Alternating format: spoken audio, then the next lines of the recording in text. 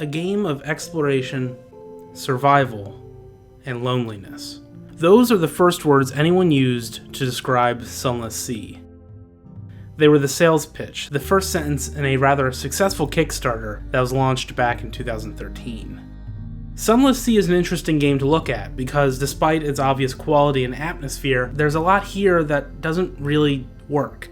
It's a game torn in two by its split personality, with one half trying to be a charming text-based RPG and the other a punishing if not demanding roguelite in the spirit of FTL. Its actual gameplay can be broken up into two halves as well, the time spent ashore reading, trading, and making decisions, and the time spent on the Untersee, sailing its vast body, rationing your dwindling supplies, and fighting off both starvation and the terror of the unknown.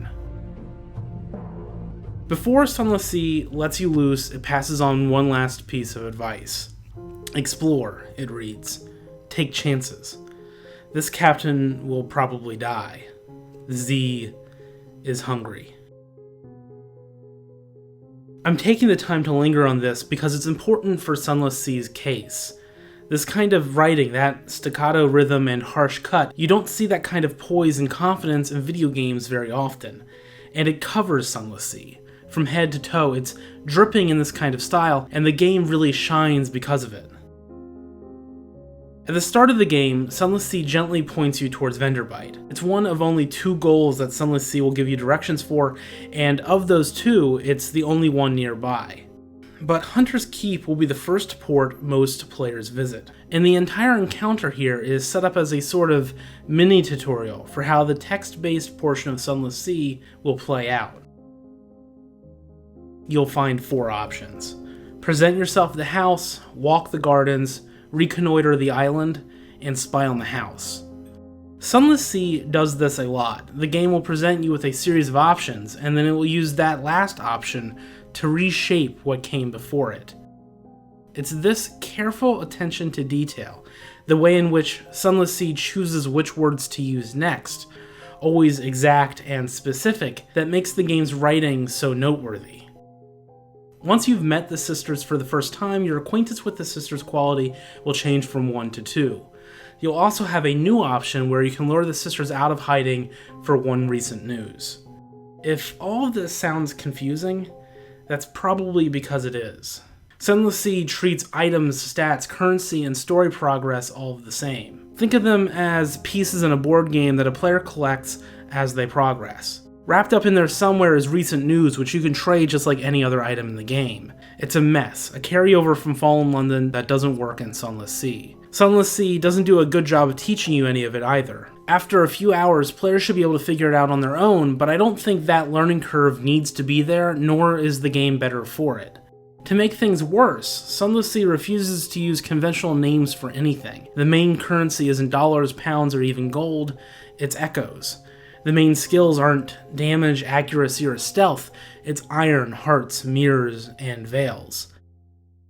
A game can use the familiar to offset atypical systems. It can manipulate the conventional to create a comfortable space for introducing mechanics and terminology unique to the game. Sunless Sea chooses not to do that, so the game can sometimes feel impenetrable or confounding, like an elaborate mishmash of terms, quest items, quest statuses, and qualities.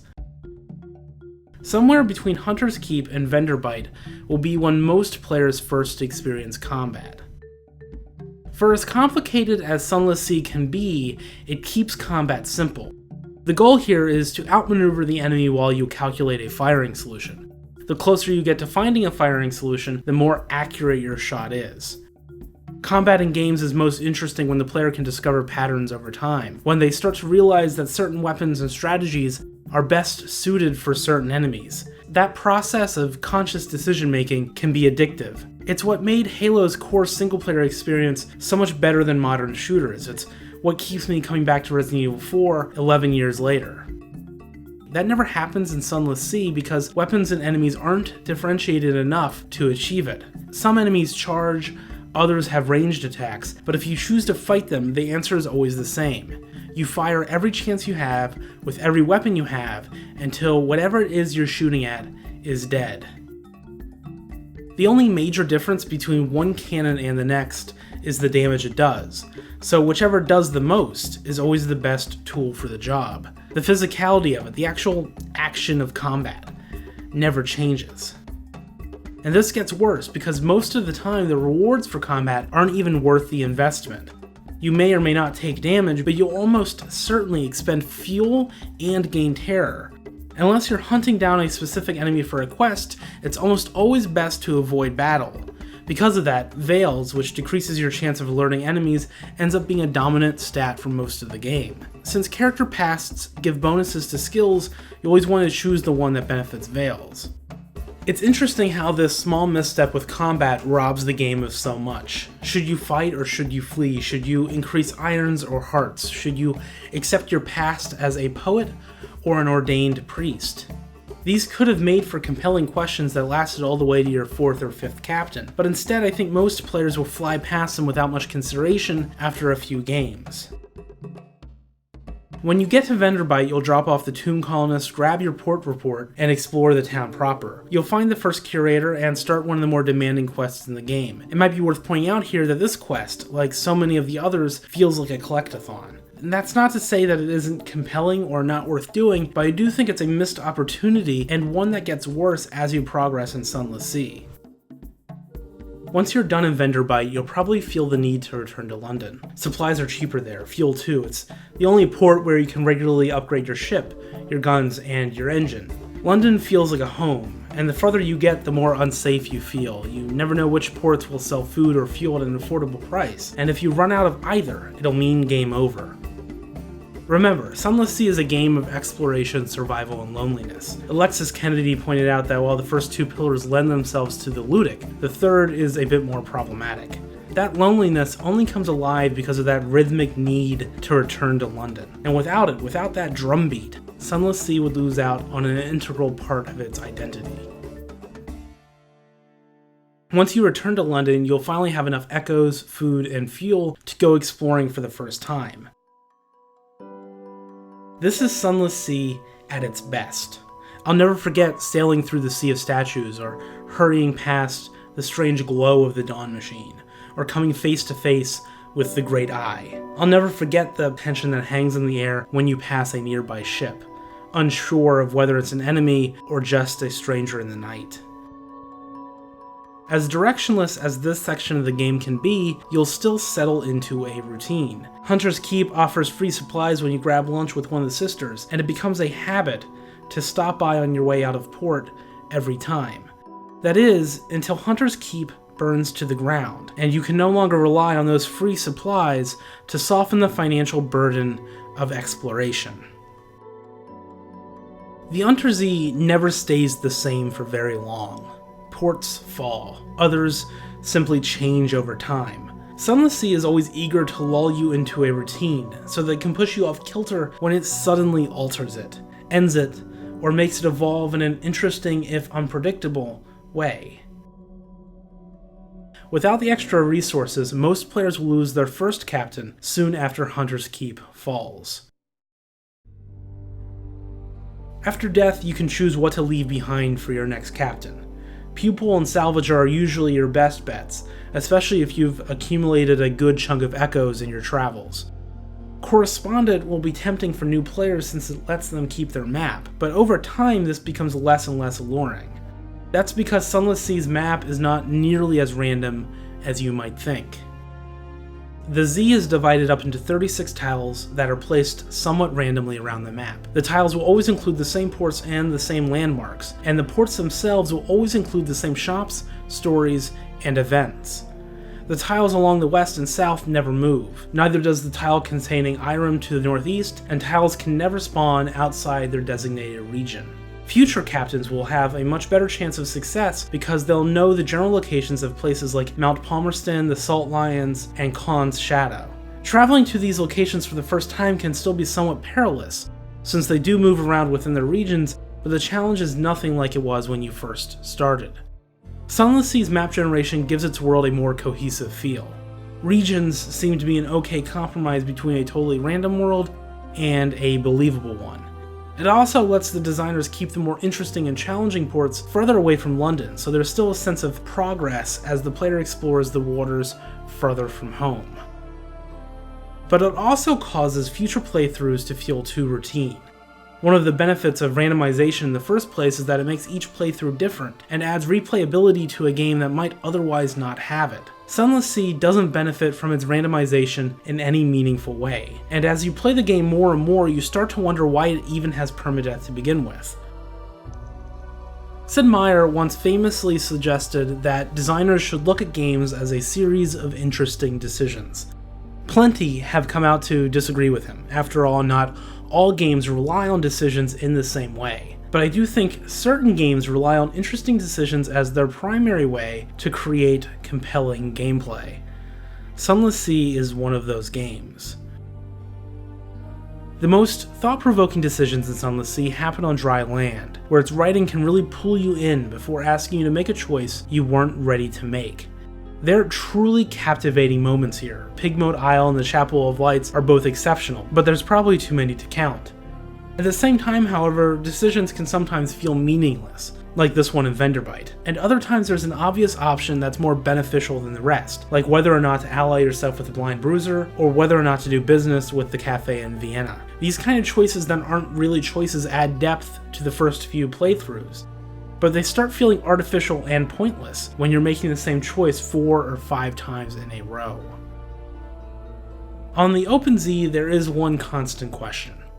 Should I turn back or should I keep going? This single choice and the way it's propped up by the game mechanics is key to the core experience. Terror increases over time no matter what you do. If it reaches 100, then the crew mutinies, which most of the time results in the death of your captain. At the same time, supplies are an ever-dwindling resource, so is fuel. Your steamboat has 2 speeds, one goes slower but uses less gas, and there's a light, which slows the rate at which you gain terror but uses more fuel. This all sounds pretty good on the surface, but if you take a closer look, it starts to fall apart.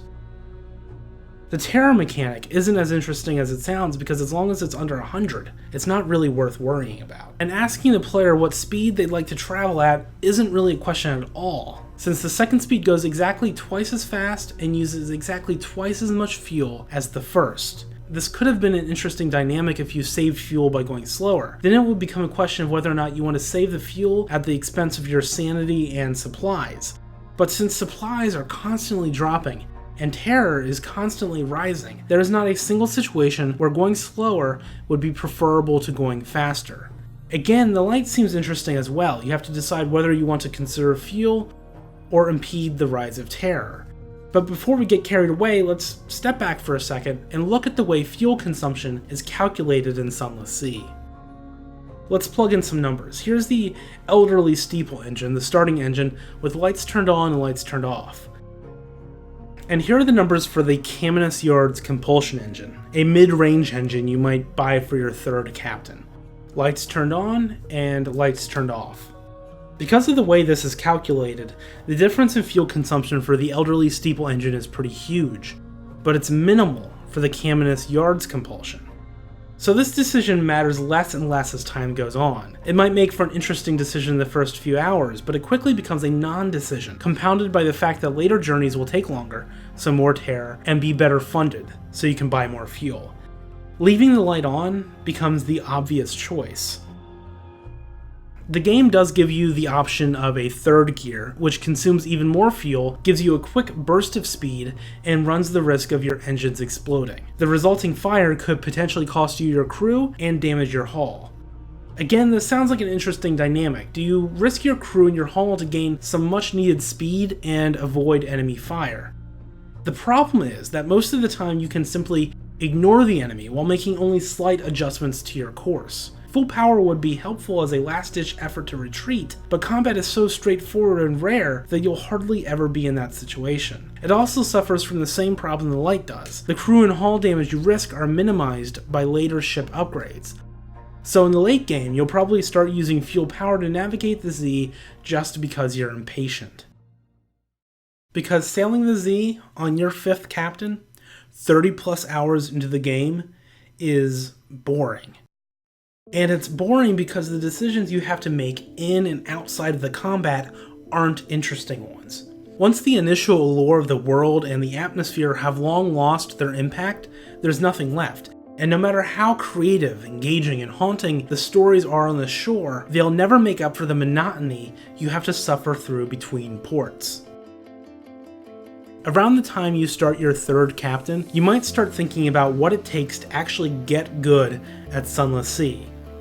It's broken down into two components, at least the way I see it. The first is resource management and the mitigation of consequence. Obviously, you need to be on the top of your fuel and supply game to sail the Z, but you also need to mitigate unforeseen consequences that can cost you supplies, crew, fuel, or all three and then some.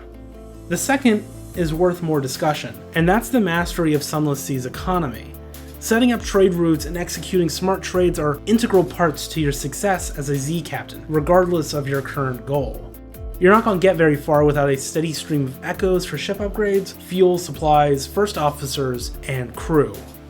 The Salt Lines will probably be your first trade route, hauling Sphinxstone back and forth to Fallen London. But the Salt Lions won't last forever, and you'll probably start starving for a new route sooner or later. You might resort to sunlight smuggling.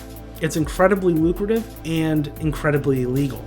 But that won't last forever either. The most profitable permanent trading route is taking mushroom wine from Fallen London and trading it for coffee in the Empire of Hands, and then trading the coffee for linen and iron, which you can then sell in London for a 39 echo profit per piece. Here you might see why, at least in the mid-game, it's always best to prioritize hold space over combat prowess when deciding on what to upgrade, which has huge repercussions on Sunless Sea's reward schedule. Over half the upgrades, and probably more, focus on making combat easier. But until the late game, when some of the ambitions and storylines force you into combat, none of that really matters. And don't forget that the common enemies in Sunless Sea don't drop substantial rewards. The game is asking you to spend echoes on upgrades that won't necessarily make getting echoes any easier. The first upgrade to hold space, the stat which decides how fast you can make money through trade, costs a whopping 8,000 echoes. That means between the time when you start the game and when you've advanced far enough to afford 8,000 echoes, you won't be able to make any significant upgrades that will help you make money faster. I think at some point in development, trading started to matter more and combat started to matter less than what the developers had intended. Because of that, the reward schedule is empty or contorted in such a way that it would be detrimental to your progress as a Z captain. Either way, rewards and upgrades in Sunless Sea are not motivating, and neither are the ambitions, which are supposed to be your captain's main goal. With the exception of searching for your father's bones, they all devolve into collectathon quests right out of the gate.